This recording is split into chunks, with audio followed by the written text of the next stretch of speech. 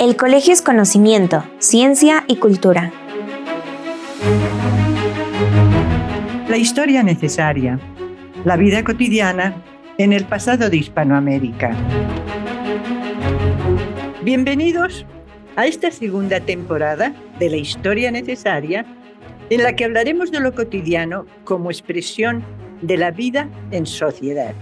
Ustedes ya nos conocen. Somos Mónica Girardi, de la Universidad Nacional de Córdoba, Argentina; Dora Dávila, de la Universidad Andrés Bello, de Caracas, Venezuela; y yo, Pilar Gonzalvo, del Colegio de México, donde los recibimos con mucho gusto.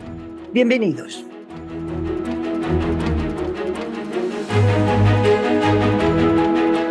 La violencia conyugal y doméstica.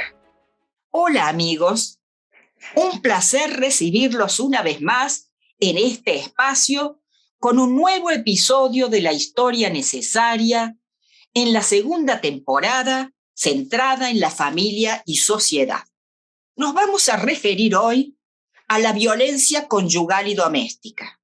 De allí que titulemos estas líneas: mientras los golpes no devengan en muerte.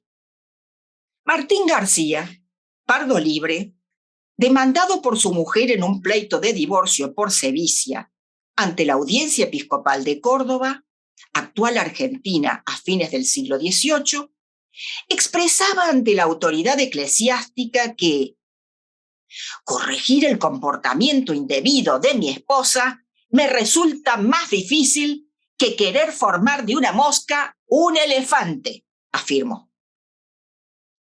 El demandado se refería a las dificultades que atravesaba para disciplinar a su mujer, a quien acusaba de genio altivo y soberbio, licencioso, atrevido y voluntarioso, sin que jamás, decía, haya querido sujetarse y obedecerle, además de demostrarle un gran aborrecimiento, negándose a ser vida maridable, de tal suerte que para acceder a la intimidad de su cuerpo le había sido preciso, señaló, valerse de la fuerza como un salteador.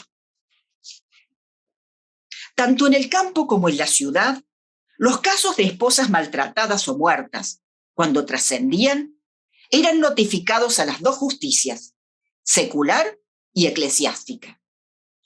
Así, por ejemplo, en cierta oportunidad, el alcalde ordinario de la Santa Hermandad, en ejercicio de sus funciones de juez instructor del curato de Calamuchita, se dirigía al señor provisor del obispado informándole que Félix Taborda habría matado a su mujer. En su informe relataba que el marido la llevó al monte y la castigó con la mayor crueldad, decía.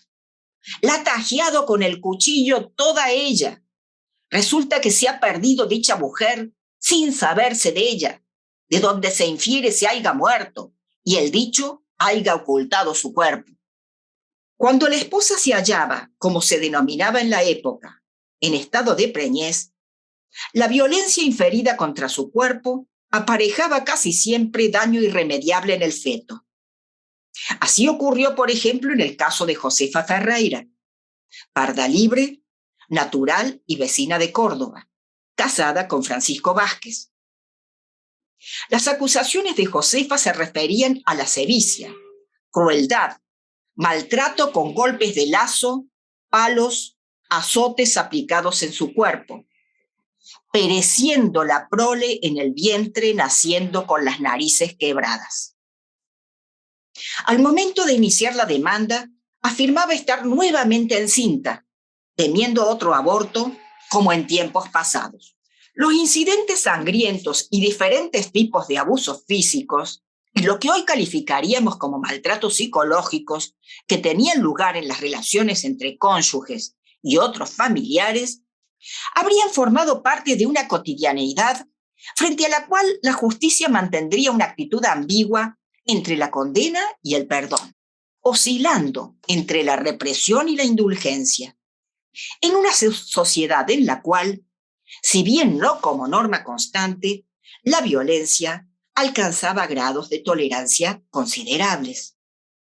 En efecto, en nuestras sociedades históricas, el castigo físico no era considerado causal suficiente para autorizar el divorcio de los esposos, a menos que entrañara riesgo de vida.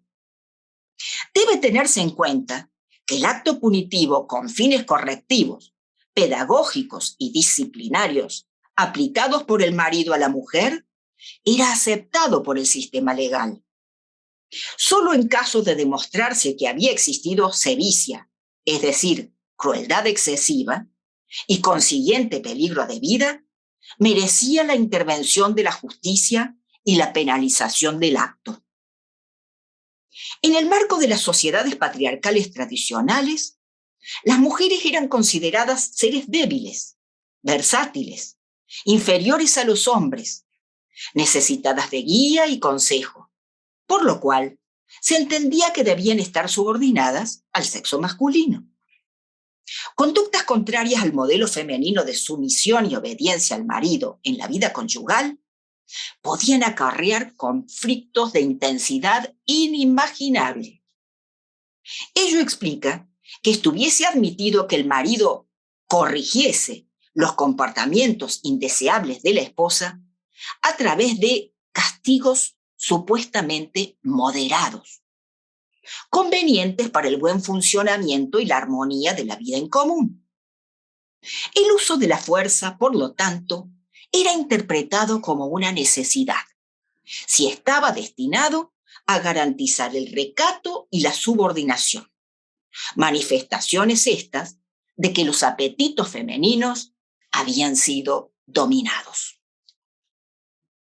Por lo tanto, una supuesta finalidad moralizadora transformaba un feroz tratamiento del cónyuge en un encauzamiento de una conducta inadecuada que cumplía, además, un fin preventivo. Es que el derecho medieval castellano contemplaba el castigo corporal, aunque mesurado, con fines correctivos. El mismo estuvo vigente, si bien suavizado por los principios del cristianismo con el tiempo, en el caso de Argentina, hasta mediados del siglo XIX, y prolongado en la costumbre muchas décadas después.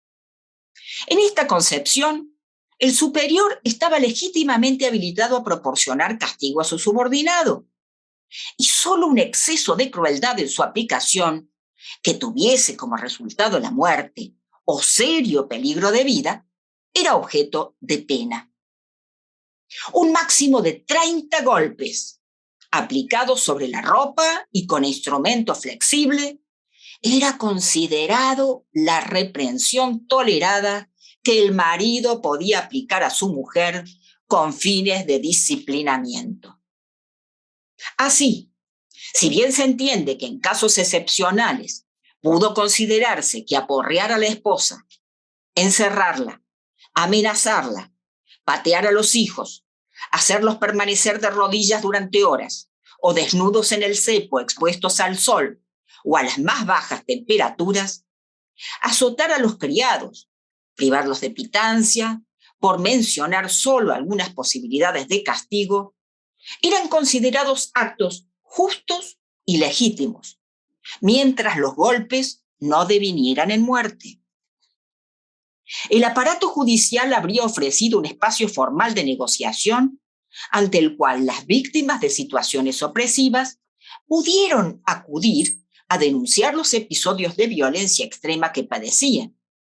Sin embargo, no resulta tan clara la asiduidad de la utilización de este recurso por la sociedad en su conjunto.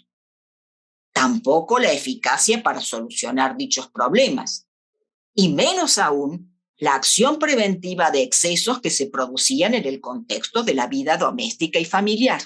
Como institución del perdón, la acción de la Iglesia se orientó más bien a la utilización de procedimientos paternalistas que en ocasiones no pasaban de simples reconvenciones o amenazas de excomunión efectuadas a los victimarios denunciados.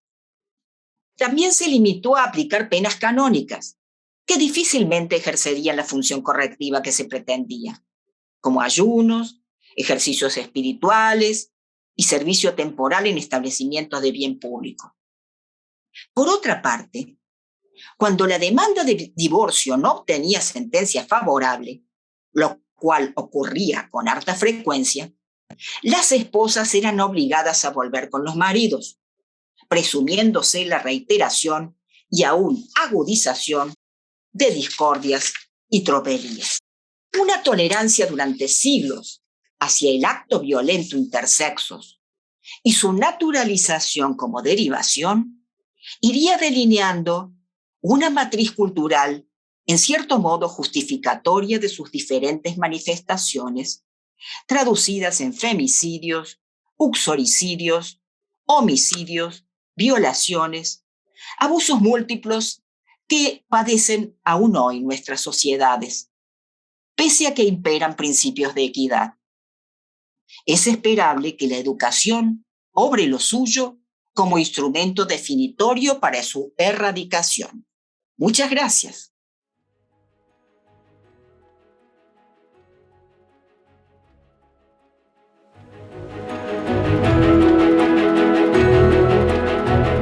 Esto fue una producción de la Coordinación de Educación Digital del Colegio de México.